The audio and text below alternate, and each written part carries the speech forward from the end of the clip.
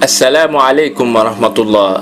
Rabbi israh li sadri wa yassir li amri wahlul uqdatan min lisaani yafqahu qawli. Mbokk yi tey ma bëggoon na waxtaanee tuuti ci mbiru musique muy tomb boo xam ne yéen ñi may seetaan bëri nañu ci setut te man ngeen ma cee mere waaye mab yoon neexu ci ndax xam ngeen ne man li may wax ragaluma ko. doomu aadama nag miin na lu ko yàlla aaye mu sulli ay aaya alxuraan na hadis labajee ko fexe ba daganal li mu bëgg a def. suñ borom wàccee na fi lu gën musique muy alxuraanul karim waaye du ngeen mën a xam neexaayam ndax seen xol yi leer neexu fa. bëggu leen lu baax moo tax ci ay fox ak jaxasoo góor jigéen rek ngeen di feri.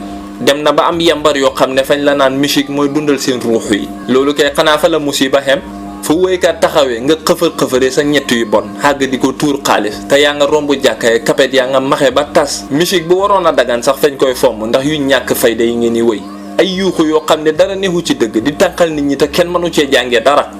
batar yi rek ñoo taxaw ne ama boss rek ñu jural la million te taalibe yi conférence nañ fi bay waaj a dee yetti junne sax mënuñ ko cee xam. tëgg ak fecc rek a leen saf fi leen seetaan yi di defee musiba nag mooy seen wëy yu yéex yu gaay di def.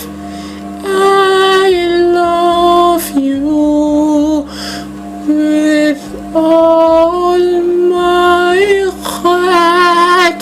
ay feni kese ni muy yàqee sa xol bi sax doo koy yëg. musique fay hubbi bunti njaaloog fo te xol bu mu tabax kër ba sànc fa alxuraan yi yàlla wi du fa toog. yéen nag seen xol yi waxuma la sànc rek sa waaye fa am tool. leer wi war a ne sa xol bi daf la jullit wu dëgër la musique di fay. guddig tam xarit yi passé bu yàggut am na ndongo wu ñëwoon ci man ne ma njàllax man problème mu testation laa am njaaloo daal laa manta ba. ma ne ko testationu femme yi moom boo ko bëggee xeex da ngay ba musique.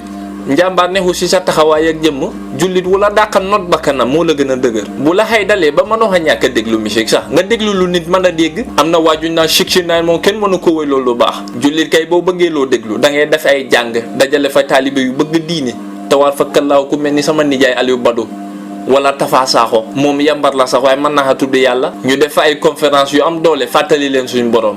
yéen na loolu du ngeen ko def lu leen di kontaan loo daal mooy aw yambaru xamul dara ñoo taxaw ñu naan artiste bi agsi na pa idi char ñu jox ko mic bi rek mu éeg na commencé xëbëba bi naan ay kamini haat skirt njabootu iblis gi yëpp tiim ko na di yuuxu mel ni fañ leen wan xàjjana. li ci gën a daw yaram na mooy màggat yi ko baxeewut gune yi.